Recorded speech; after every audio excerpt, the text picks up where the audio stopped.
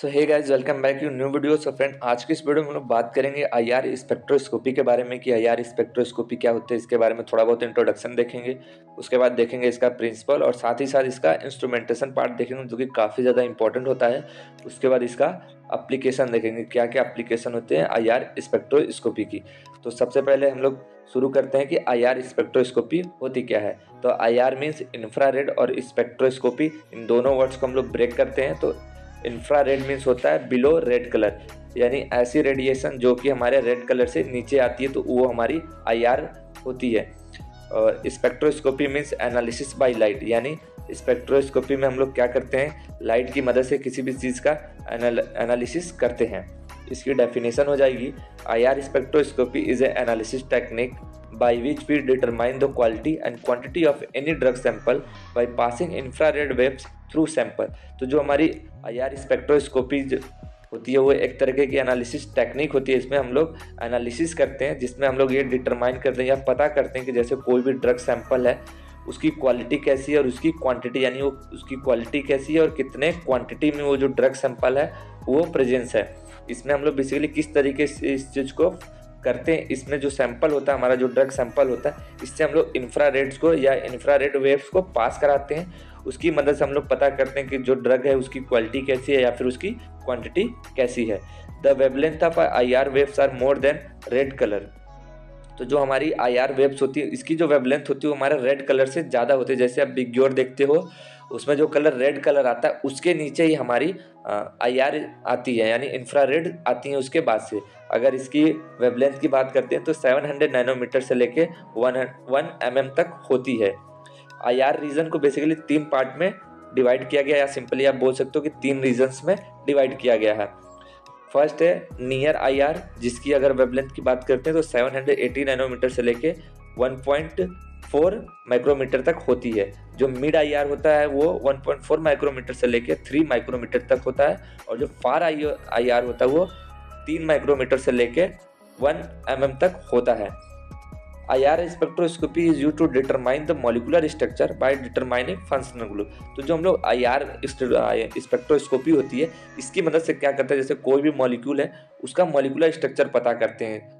ये हम लोग किस तरीके करते हैं, उस जैसे कोई भी मॉलिक्यूल है उसका हम लोग सबसे पहले पता करते हैं कि इसमें कौन सा फंक्शनल ग्रुप है, और उसकी मदद से हम लोग उसका मॉलिक्यूलर स्ट्रक्चर पता करते हैं। अगर इसके प्रिंसिपल की बात करते हैं कि हमारा जो आईआर स्पेक्ट्रोस्कोपी होता है वो किस प्रिंसिपल पे काम करता है, तो IR spectroscopy is based on the absorption of infrared. तो जो आईआर स्पेक्ट्रोस्कोपी होता है ये एब्जॉर्प्शन ऑफ इंफ्रारेड प्रिंसिपल पे काम करता है, यानी ये इंफ्रारेड को एब्जॉर्ब करता है। In any molecule, atoms are connected by bonds. These bonds are not rigid but are like a spring. These bonds maintain some frequency vibration which called natural vibration. तो जैसे कोई भी एक मॉलिक्यूल है उसके अंदर जो एटम होते हैं वो एक बॉन्ड के थ्रू कनेक्टेड होते हैं, और ये जो बॉन्ड होता है वो बहुत ज़्यादा रिजिड नहीं होता, ये एक स्प्रिंग लाइक होता है। जैसे आप इसको इधर उधर मोड़ सकते हो उस तरीके से थोड़ा बहुत मुड़ जाता है, तो यानी ये ज़्यादा रिजिड नहीं होता है, स्प्रिंग टाइप का कुछ होता है। तो जो कि क्या करता है, कुछ हद तक की जो फ्रीक्वेंसी होती है या वाइब्रेशन होते हैं उसको ये मेंटेन कर सकता है। तो उसको हम लोग क्या बोलते हैं, नेचुरल वाइब्रेशन। जैसे आप यहाँ पे डायग्राम में देख सकते हो, जैसे कार्बन कार्बन का बॉन्ड है, ये एक स्प्रिंग लाइक तरीके से बॉन्ड का फॉर्मेशन कर रहा है। तो यहाँ पे ये कुछ फ्रीक्वेंसी को मेंटेन कर सकता है जिसकी वजह से यहाँ पे एक वाइब्रेशन होता है, उसी को हम लोग क्या बोलते हैं, natural vibration. When infrared light pass through sample and if infrared frequency is equal to natural vibration, then infrared light absorbed by molecule and a peak appear in detector। जैसे कि अगर हम लोग कोई भी सैंपल है वहाँ से उस सैंपल्स के थ्रू हम लोग इंफ्रारेड लाइट को पास कराते हैं, और जो इंफ्रारेड की जो फ्रीक्वेंसी है वो हमारे नेचुरल वाइब्रेशन की फ्रीक्वेंसी से इक्वल हो जाती है, तो वहाँ पे जो मॉलिक्यूल्स होते हैं सैंपल के अंदर वो क्या करते हैं, इस इंफ्रारेड लाइट को एब्जॉर्ब कर लेते हैं, और वहाँ पे हमको डिटेक्टर में एक पीक देखने को मिलता है। तो ये केस कब होता है, जब हमारा इंफ्रारेड की फ्रीक्वेंसी और जो नेचुरल वाइब्रेशन की फ्रीक्वेंसी होती है वो इक्वल होती है। यहाँ पे एक नोट करके लिखा हुआ है, एवरी फंक्शनल ग्रुप या bond absorb IR light of specific frequency. जैसे जितने भी फंक्शनल ग्रुप होते हैं, जैसे OH ग्रुप हो गया या फिर CHO ग्रुप हो गया या कीटोन ग्रुप होगा, तो ये जितने भी फंक्शनल ग्रुप होते हैं ये इनकी IR लाइट को एब्जॉर्ब करने की एक स्पेसिफिक फ्रीक्वेंसी होती है कि जैसे कोई फंक्शन ग्रुप इतने तक की फ्रीक्वेंसी को एब्जॉर्ब कर सकता है, कोई दूसरा फंक्शन ग्रुप वो इस लेवल तक की फ्रीक्वेंसी को एब्जॉर्ब कर सकता है। तो अलग अलग जितने भी फंक्शनल ग्रुप होते हैं वो अलग अलग लेवल की या फिर स्पेसिफिक फ्रीक्वेंसी को एब्जॉर्ब कर सकते हैं। उसके बाद अब हम लोग बात करेंगे IR स्पेक्ट्रोस्कोपी के इंस्ट्रूमेंटेशन के बारे में, क्योंकि ये काफ़ी ज़्यादा इंपॉर्टेंट पार्ट होता है IR स्पेक्ट्रोस्कोपी में। तो the main part of IR spectrophotometer are following. तो इसमें जो इसके इंस्ट्रूमेंटेशन में कौन कौन से मेन पार्ट्स होते हैं, जैसे हमारा रेडिएशन सोर्स हो गया जिसके थ्रू रेडिएशन निकलती है, मोनोक्रोमेटर्स, सैंपल सेल, डिटेक्टर और रिकॉर्डर, ये सारे कुछ पार्ट्स होते हैं स्पेक्ट्रोफोटोमीटर में, या सिंपली आप बोल सकते हो IR स्पेक्ट्रोफोटोमीटर में। तो सबसे पहले मैं इसका पहले आपको डायग्राम दिखा देता हूँ इसका इंस्ट्रूमेंटेशन का, कि वो किस तरीके से होता है। उसके बाद हम लोग इसको एक एक करके डिस्कस करेंगे। तो यहाँ पे आप कुछ देख सकते हो, इसका ये कुछ डायग्राम इस तरीके का होता है। यहाँ पे आप देख लो, यहाँ से रेडिएशन सोर्स होता है जो कि निकलता है, और ये मिरर से रिफ्लेक्ट होते हुए एक रेफरेंस होता है हमारा, और एक सैंपल सोल्यूशन होता है। फिर यहाँ से चॉपर से होते हुए फिर ये लाइट होके मोनोक्रोमेटर के पास जाती है, और मोनोक्रोमेटर से डिटेक्टर, यहाँ पे बीच में आप एम्पलीफायर भी लगा सकते हो, और उसके बाद वो फाइनली रिकॉर्डर में शो होता है। तो ये कुछ इसका इंस्ट्रूमेंटेशन का डायग्राम होता है। आप इसको एक बार देख लो, उसके बाद आप जब चीज़ों को पढ़ोगे तो वो काफ़ी ज़्यादा आसान हो जाएगी। उसके बाद हम लोग चलते हैं, देख लेते हैं इनका अलग अलग जितने भी पार्ट्स हैं उनके बारे में। तो सबसे पहले हम लोग देखेंगे रेडिएशन सोर्स के बारे में, कि कौन कौन से रेडिएशन सोर्स हम लोग यूज़ करते हैं। तो सबसे पहले देखते हैं कि light source is require for radiation. यहाँ पे हमें एक लाइट सोर्स की ज़रूरत पड़ती है जो कि एज अ रेडिएशन की तरह काम करता है। तो उसमें हम लोग क्या क्या लेते हैं, उसमें हम लोग सबसे फर्स्ट लेते हैं Nernst glower. It consist of rod made up of cerium, zirconium, thorium. तो जो नस्ट ग्लोवर होता है ये बेसिकली रॉड से मिलके बना होता है, और इसमें सेरियम या फिर जर्कोनियम या फिर थ्रोयम प्रेजेंट होता है। It heated at 1800 degree Celsius temperature. तो जो ये भी रॉड होती है, नस्ट ग्लोवर होता है, इसमें जो सीरियम या फिर जर्कोनियम या थ्रोयम प्रेजेंट होते हैं, इनको 1000 से लेकर 1800 डिग्री सेल्सियस पे हीट किया जाता है। उसके बाद इससे जो एनर्जी निकलती है वो लगभग निकलती है 1 to लेके 10 माइक्रोमीटर की वेवलेंथ जो होते हैं यहाँ पे रिलीज आउट होती है। उसके बाद इसमें हम लोग दूसरा जो रेडिएशन सोर्स यूज करते हैं वो होता है globar. It is a silicon carbide rod which also heated at 1300 to 1700 degree Celsius temperature. तो ग्लोबर में क्या होता है, सिलिकॉन कार्बाइड रॉड होती हैं जिसको हम लोग हीट करते हैं 1300 से लेकर 1700 डिग्री सेल्सियस पर, और यहाँ से जो IR आउटपुट निकलता है वो लगभग 15 माइक्रोमीटर निकलता है, या इसकी वेवलेंथ निकलती है 15 माइक्रोमीटर वेवलेंथ की। उसके बाद अगला हम लोग यूज करते हैं nichrome wire. Nichrome wire heated by passing current and produce IR light. Nichrome wire को हम लोग हीट करते हैं करंट की मदद से, इसमें हम लोग करंट पास कराते हैं जिसकी वजह से हीट होता है, और वहाँ से फिर रेडिएशन निकलती है। रेडिएशन सोर्स के बाद आता है मोनोक्रोमेटर, या आप बोल सकते हो wavelengths selector. IR light selected by using 2 types of monochromator. IR light को सेलेक्ट करने के लिए या फिर इसमें वेवलेंस सेलेक्ट करने के लिए हम लोग 2 तरीके का मोनोक्रोमेटर यूज करते हैं।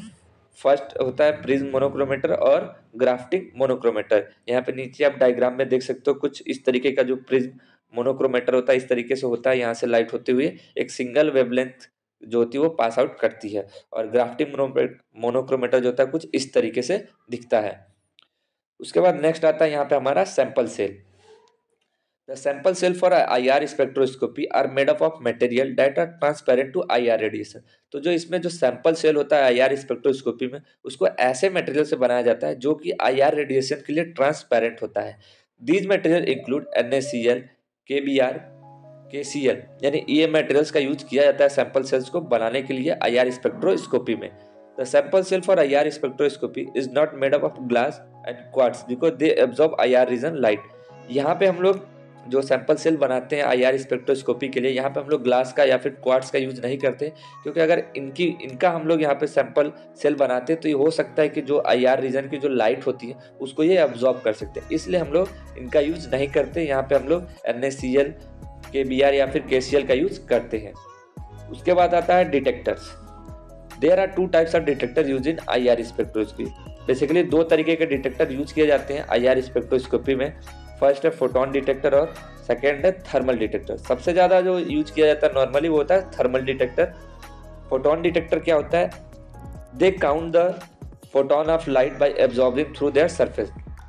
जो फोटोन डिटेक्टर होता है बेसिकली काउंट करता है कि कितने जो फोटॉन्स हैं वो एब्जॉर्ब किए जाते हैं उनके सरफेस से। Produce current that proportional to the number of photon absorb, और इसकी मदद से वो क्या करता है, करंट को प्रोड्यूस करता है। तो ये डिपेंड करता है कि कितने फोटोन एब्जॉर्ब हुए हैं, उसी के अकॉर्डिंग यहाँ पे करंट भी प्रोड्यूस होती है। अगर यहाँ पे फोटोन ज़्यादा एब्जॉर्ब होंगे तो वहाँ से करंट भी ज़्यादा प्रोड्यूस होगी। Only use for near IR region, इसका इस्तेमाल हम लोग सिर्फ नियर IR के लिए करते हैं। Lead sulphide detector, mercury, cadmium, telluride detector, इनका यूज किया जाता है IR रीजन के लिए। उसके बाद आता है thermal detectors. In this detector when radiation fall on detector so it cause heating which give rise to potential difference that is made.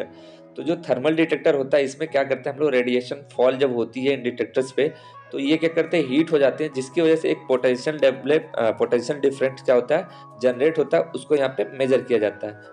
Potential difference depend on the amount of radiation. जो potential difference यहाँ पे generate होता है वो depend करता है radiation पे कि कितनी ज़्यादा रेडिएशन है, उसके अकॉर्डिंग इसका पोटेंशियल डिफरेंस होता है। यहाँ पे हम लोग यूज करते हैं गोलॉय सेल, ब्लोलोमीटर, थर्मोकपल, थर्मिस्टर और पायरो इलेक्ट्रिक डिटेक्टर, इनका यूज यहाँ पे किया जाता है। उसके बाद लास्ट में हमारा आता है रिकॉर्डिंग सिस्टम, जो कि डिटेक्टर से कनेक्टेड होता है। Recording system is connected to detector and it show data on screen, और जो भी डाटा वहां से हमें मिलते हैं डिटेक्टर से उसको ये क्या करता है, स्क्रीन पे शो करता है। यहाँ पे डायग्राम मैंने पहले ही डिस्कस कर लिया, कुछ इस तरीके से IR स्पेक्ट्रोस्कोपी का डायग्राम होता है। यहाँ पे दो हम लोग सैंपल लेते हैं, एक रेफरेंस सैंपल होता है और एक सैंपल सोल्यूशन। दो सोल्यूशन लेते हैं, एक रेफरेंस सोल्यूशन और एक सैंपल सोल्यूशन। उसके बाद बात करते हैं इसके एप्लीकेशंस के कि क्या क्या IR स्पेक्ट्रोस्कोपी के एप्लीकेशन होते हैं। तो to identify functional group and structure, इसका इस्तेमाल हम लोग किसी भी मॉलिक्यूल का फंक्शनल ग्रुप पता करने के लिए या फिर उसका स्ट्रक्चर को पता करने के लिए IR स्पेक्ट्रोस्कोपी करते हैं। Qualitative and quantitative analysis of known sample, यहाँ पे हम लोग किसी भी सैंपल का पता करते हैं कि उसकी क्वालिटी कैसी है या फिर उसकी क्वांटिटी कैसी है। टू मेजर इन्वायरमेंटल पोल्यूटेंट्स, इसका इस्तेमाल हम लोग इन्वायरमेंट में कितने ज़्यादा पोल्यूटेंट्स हैं उसको भी मेजर करने के लिए IR स्पेक्ट्रोस्कोपी का यूज किया जाता है। टू डिटेक्ट इम्प्योरिटीज, इम्प्योरिटीज को भी पता करने के लिए IR स्पेक्ट्रोस्कोपी का यूज किया जाता है। To measure covalent in sample, यहाँ पे इसका इस्तेमाल हम लोग कोवैलेंट बॉन्ड्स को भी पता करने के करते हैं या फिर उनको मेजर करने के लिए भी करते हैं कि सैंपल में कितना कोवैलेंट बॉन्ड प्रेजेंट है। To determine the presence of water in sample, या फिर सैंपल के अंदर कितना ज़्यादा अमाउंट में वाटर प्रेजेंट है उसको भी डिटरमाइन करने के लिए हम लोग यहाँ पे IR स्पेक्ट्रोस्कोपी का यूज करते हैं। तो आई होप आपको वीडियो हेल्पफुल लगी हो। वीडियो हेल्पफुल लगे तो वीडियो को लाइक कीजिएगा और ऐसे ही वीडियो के लिए चैनल को सब्सक्राइब कर लीजिएगा। ऐसी ही वीडियो आपको हमारे इंस्ट्रूमेंटल मेथड ऑफ एनालिसिस के प्ले लिस्ट में मिल जाएंगे। अभी तक जितने भी प्रीवियस वीडियो है वो सारी कुछ वीडियो जो है इंस्ट्रूमेंटल मेथड एनालिसिस के नाम से आपको प्ले लिस्ट मिल जाएगी, वहां से आप जाके इसको सिंपली चेकआउट कर सकते हो या फिर आप डिस्क्रिप्शन बॉक्स में भी इसको देख सकते हो। तो तब तक के लिए बाय बाय।